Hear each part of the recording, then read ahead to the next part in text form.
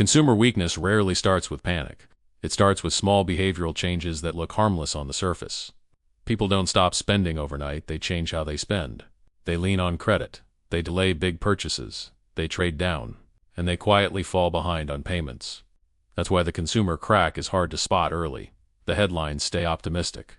Retail sales still prints. Employment still looks fine. But underneath, the household balance sheet starts tightening. And when the consumer tightens, the whole economy eventually feels it. Because in most modern economies, consumer spending is the largest engine. So if you want an early warning system, you don't watch one number, you watch signals. Let's start with the first signal. Delinquency momentum. Not one-off missed payments, direction. Credit card delinquencies rising across multiple lenders. Auto loan delinquencies climbing. Personal loan stress increasing. These trends matter because they often move before unemployment spikes. Households attempt to protect their lifestyle first. They cut discretionary spending. They shift expenses onto credit. They stretch payment timing. And only later do missed payments show up consistently. That's why delinquencies are an early indicator. They reflect cash flow strain. And cash flow strain is what forces spending changes. The second signal is credit usage. When consumers rely on credit to maintain spending, the economy can look strong briefly. But it's a fragile strength. If credit card balances grow faster than incomes, it often means households are bridging a gap. And gaps don't last forever. Eventually, borrowing capacity runs out.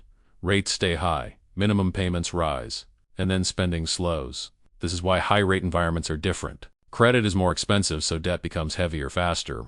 A third signal is trade-down behavior. This shows up when consumers shift from premium to budget, from restaurants to groceries, from brand names to generics, from new purchases to repairs.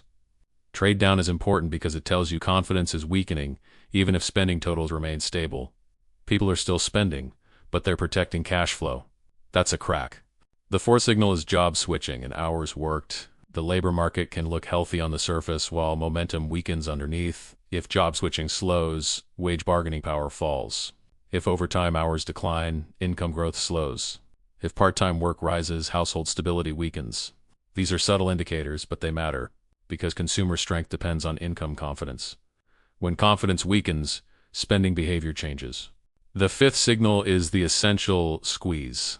When housing, insurance, utilities, and food costs remain elevated, consumers lose flexibility. Even if wages rise, essentials can absorb the gains.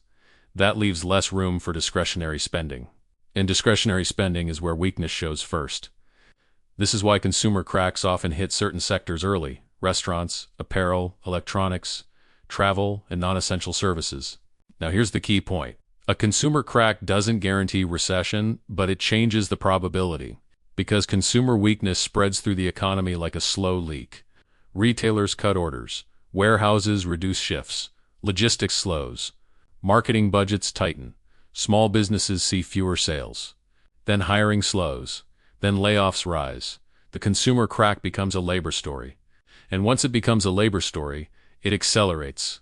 So what should you watch if you want early confirmation? Watch direction in 3 areas: delinquencies, credit usage, trade-down behavior. If all 3 move in the wrong direction at once, the consumer is under pressure. Then watch labor momentum, job switching, hours, and wage growth. If labor momentum weakens at the same time, the crack widens. And finally, watch sentiment. Not just surveys, but revealed sentiment, what people do. If people delay big purchases, cancel travel, or reduce subscriptions, it's a sign the consumer is protecting cash. This is what makes consumer weakness so important. It's not dramatic at first, but it compounds. And once it reaches scale, it reshapes growth. So if you want to understand the next economic chapter, don't only watch inflation or rates. Watch the household. Because when households tighten, everything downstream tightens too. The consumer crack begins quietly, but once it spreads, it becomes the story.